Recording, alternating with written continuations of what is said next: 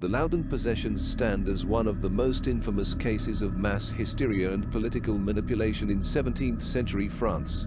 It began in the small town of Loudun, a community already strained by religious division, political upheaval, and the lingering devastation of plague.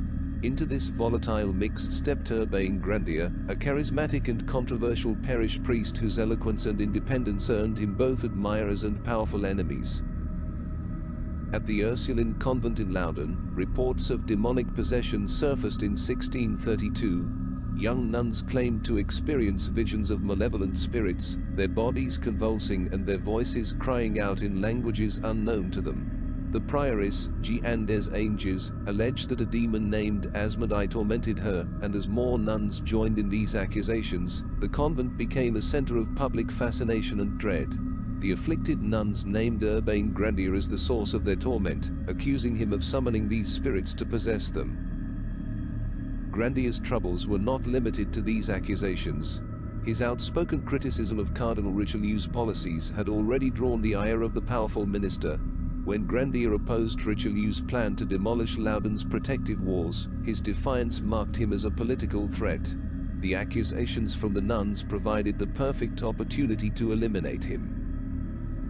A trial was convened, under the oversight of Jean de Laubardemont, Richelieu's loyal agent. Witnesses accused Grandier of sorcery, lewd behavior, and a pact with the devil. Though the evidence was dubious and often contradictory, the verdict was inevitable. Grandier was found guilty of witchcraft and condemned to be burned at the stake.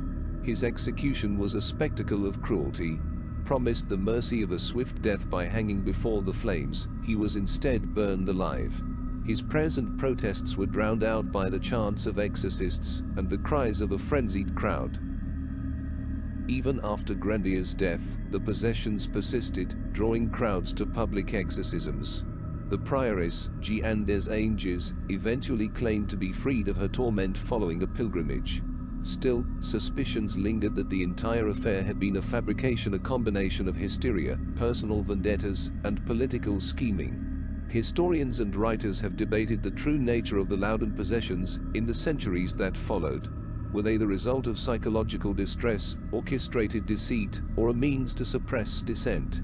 Figures like Aldous Huxley and Michel de Certeau have offered interpretations ranging from personal vendettas to broader social anxieties. What is clear, however, is that the Loudun possessions became a grim spectacle of power, fear, and the human cost of political ambition.